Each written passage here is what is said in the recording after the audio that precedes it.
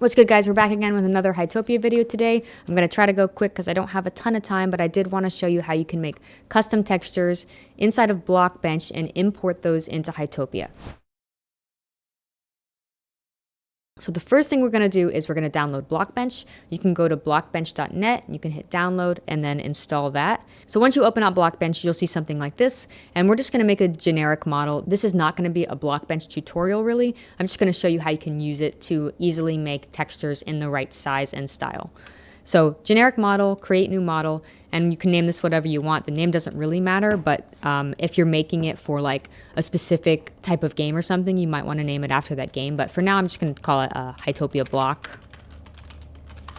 And the texture size is going to be 24 by 24, and that is because the Hytopia textures are 24 by 24 pixels, and we're going to say confirm. And then you'll be in this workspace. So again, this is not going to be a Blockbench tutorial. I'm just going to show you the few things that I use inside of Blockbench to make this work. So very first thing I do is create a folder for the block type that I'm making. So let's just call this block. You'll name it whatever type of block you want to name it. The name doesn't really matter though. And then we're going to add a new mesh, and we're going to do a cuboid. And we're going to make it 24 by 24 and hit confirm. So we have this cube, but we don't have a texture yet. So over here in the texture section, we're going to click create texture. And you're going to want to name this whatever your block is going to be called. So I'm just going to call it block. You'll name it whatever you want. And then you're going to want to go over to blank. And we're going to have the resolution at 24 by 24, which again is the texture size for Hytopia. You could also give it a default color to start, but you don't have to. And you can hit confirm. All right, so now we have a block, we have a texture, and now we need to apply the texture to the block. You can do that by right-clicking and saying apply to elements. All right, and so now this blank texture is showing up on our cube. So just to make this easier to see, I'm gonna go ahead and go to the paint tab, and I'm gonna click the paint bucket, and I'm gonna just pick a random color and click anywhere on the cube, and it's gonna fill it in just so that we can see the color. And then we're going to go back to the edit tab, and we're going to make a few copies of this cube. So the way we do that is by pressing Control D, and that copies the cube, but it's in the same space right now, so we're going to move it. So by grabbing this axis, you can drag it. And I'm just going to drag it over out of the way, and I'm going to make a few more copies of this, pressing Control D, dragging it right next to it. You're going to want to go 24 pixels over. I'm going to keep doing that until I make this big chunk. And then to make this go a little faster, I'm going to hold Control and click all four of these, press Control D again, and that's going to copy all four of them. And I'm going to drag that up. I'm going to do that again. And then I'm just going to select these end blocks and I'm going to delete them. And the reason why I've done this is so that we can visualize what our block is going to look like a little bit better. All right, now that that's done, let's go back to the paint tab and let's talk about a few things.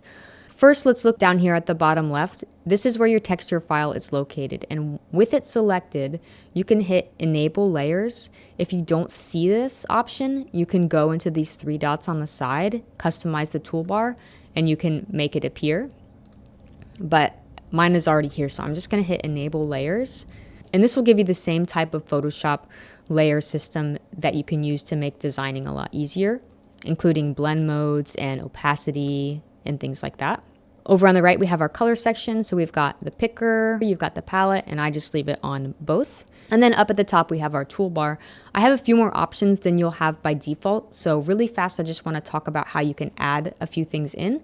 If you go to File, Plugins, this shows you all the different plugins you can have for Blockbench. Today, we're just going to talk about the color gradient generator and Brush Plus. So the way you install those is you can search for them, click on them, and then this little install button on the side will install it right in. Okay, up at the top, let's go through some of these tools. The very first one is the paintbrush. You have a few different brush options in here that you can experiment with and see what works best for you.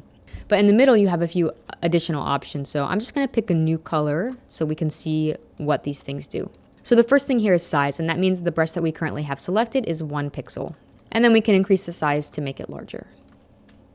The next thing here we have is opacity, and this controls the transparency of your brush. If you didn't know, the texture files are saved as PNG files, and those are transparent files. So you could have, like, for example, a glass block. So really fast, I'm going to use the eraser tool, and I'm just going to erase everything here. And then let's say I wanted to have like a red tinted glass block. I could turn the opacity down, pick a red color, and you can see you can slightly see through this, and that would translate over into the game as well. All right, so that's opacity. And then as we move to the right, we've got softness. And as you can see, these black boxes that we put on here have very hard edges. But if you wanted to soften that up, you can increase the softness, and you can see how the color kind of fades away instead of having a hard edge. Moving on to the right, we've got brush shape. Right now we're on a square, but you also have a circle option.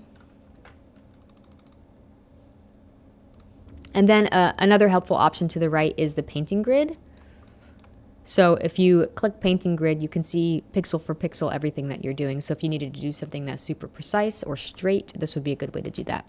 Back over in our paint tools though, we can see a few other options. We've got the paint bucket.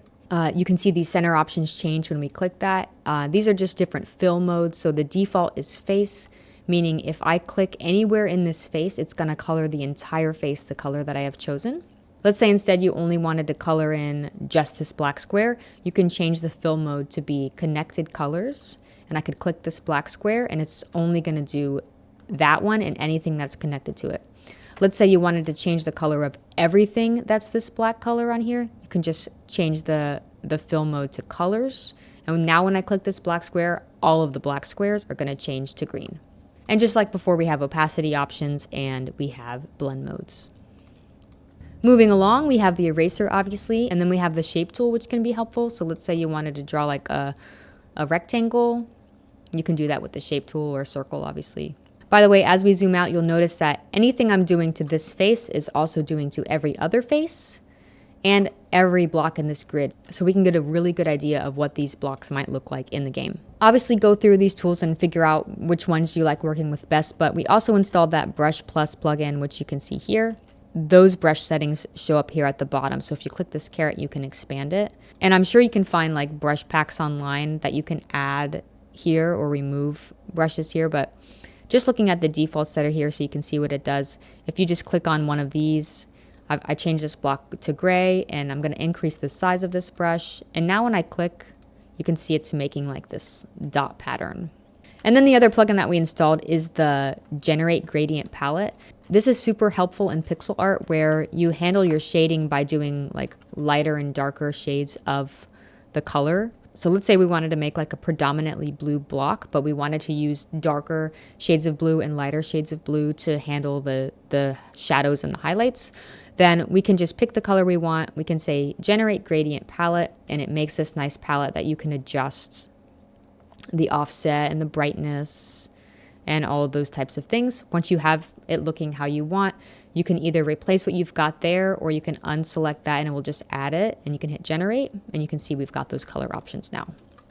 So this isn't going to be an art tutorial either. I was just showing you how to use the tools, but I'm going to link a video in the description that I use to help me learn how to make seamless block textures inside of Blockbench. I highly recommend you watch that.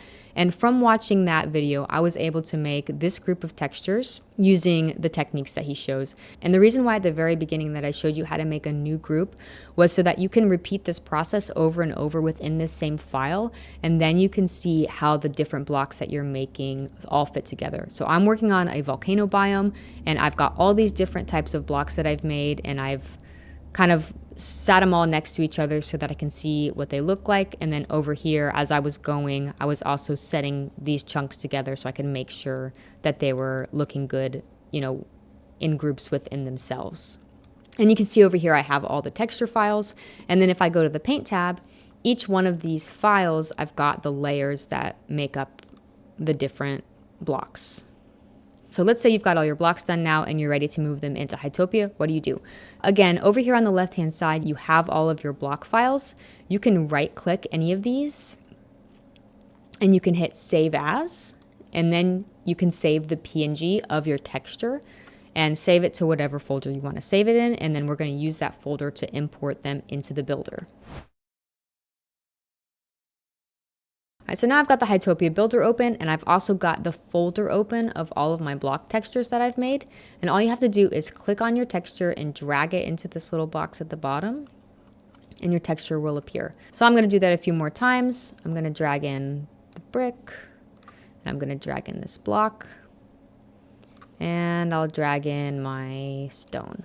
And now you can use the builder just like you did in the last one. So say I wanted to make a big solid platform of my lava stone, I would just click lava stone. I would click the generate solid cube and make like a 30 by 30 platform. And then you can see it. And let's say I wanted to sprinkle in a couple other blocks. I can just change these out. Maybe a couple of bricks. And this cool little one that my daughter designed. All right, so let's say I'm happy with my map. Now we can export it. And you'll notice that instead of just having export map options, we also have options to export the asset pack. This makes it super easy. So I'm gonna just click this export map and assets as a complete package. When I click that button, it'll download the file. And now my downloads folder, I can right click it and extract all, extract. And we have this assets folder now. So if you click in here, you'll notice under blocks, I've got my lava blocks are showing up in this folder now. So now we can open up our Hytopia game folder that we would have created when we made the new game. So let's open up our push the spider game, and let's just replace this assets folder. So I'm gonna take my new assets folder, I'm gonna drag it into this push the spider game, and it's gonna ask me if I wanna replace things that have the same name. Sure, why not? You might not wanna do that, depends on your situation. And so now my push the spider game has my new map and blocks inside of it. So really fast, opening it inside of cursor, I'm gonna go to bun, watch index.ts, and we've got our custom blocks and our custom map, and everything looks really good.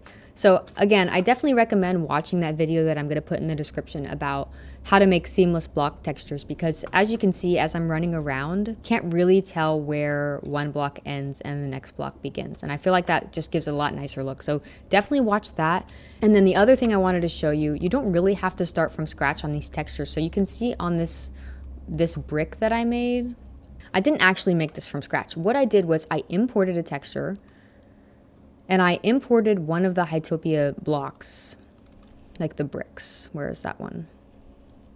I think it's called stone brick, yeah. I imported the stone brick from Hytopia.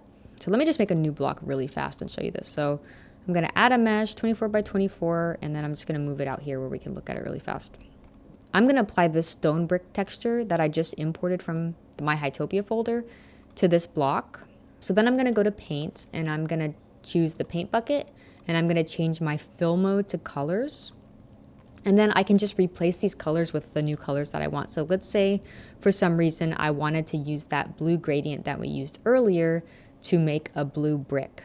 So I can just pick the darkest color I want my brick to be, and then I can replace the darkest color in this texture with that, and then just progressively get lighter from there. So I'm gonna pick my next darkest shade, and I'm gonna choose the darkest one that's left here. I'm gonna go a little bit lighter, and a little bit lighter. And now I've turned that old stone brick into this new blue brick color. So you don't have to start completely from scratch. You can import Hytopia textures and then just recolor them to fit whatever it is that you're working on. And then once you're done, what you can do again is you right click this, save as, and you can call it blue bricks. And then you can import that just like I showed you before. So with all of that said, just remember there's a lot of different ways to be creative within Hytopia. It's kind of about finding the right tools and finding the right methods that work for you to get the look that you're trying to achieve. I hope this was helpful as always. And if you want more, be sure to subscribe because I've got a lot more videos planned. And if you do, I will see you in the next one.